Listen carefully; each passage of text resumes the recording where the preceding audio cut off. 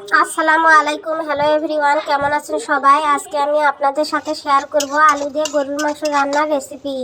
আমি চুলে একটা কড়াই বসিয়ে দিয়ে দিয়েছি পরিমাণ মতো রান্নার তেল, গোটা গরম মশলা, তেজপাতা, দারুচিনি, এলাচ, লবঙ্গ, পেঁয়াজ কুচি দিয়ে হালকা করে ভেজে নিয়েছি। দিয়ে দিয়েছি এখানে 700 গ্রামের মতো গরুর মাংস পরিষ্কার করে ধুয়ে পানি ঝরিয়ে নিয়েছি।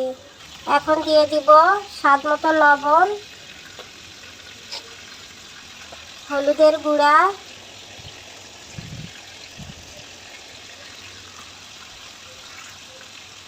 মরিচের গুঁড়া, জিরার গুঁড়া, ধনে গুঁড়া দিয়ে কিছুক্ষণ নেড়ে চেড়ে দিয়ে দিব আদা বাটা,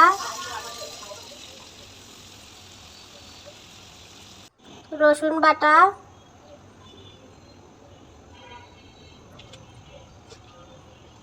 আর কাঁচামরিচ বাটা।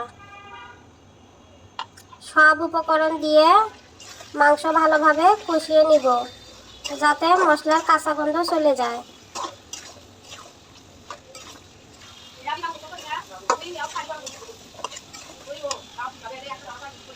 দিয়ে দিব হাফ চা চামচ পরিমাণ রাঁধুনি গুঁড়া।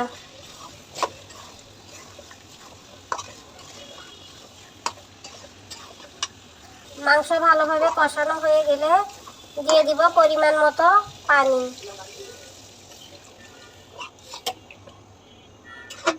পানি দিয়ে নেড়ে চেড়ে ঢাকনা দিয়ে ঢেকে কিছুক্ষণ রান্না করে নিব।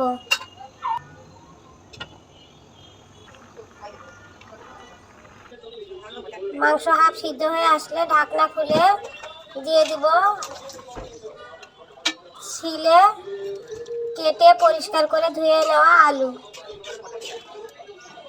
আলু দিয়ে নেড়ে চেড়ে ঢাকনা দিয়ে ঢেকে আলু মাংস সেদ্ধ হওয়া পর্যন্ত ঢাকনা দিয়ে ঢেকে রান্না করে নিব। ঢাকনা খুলে কিছুক্ষণ নেড়ে চেড়ে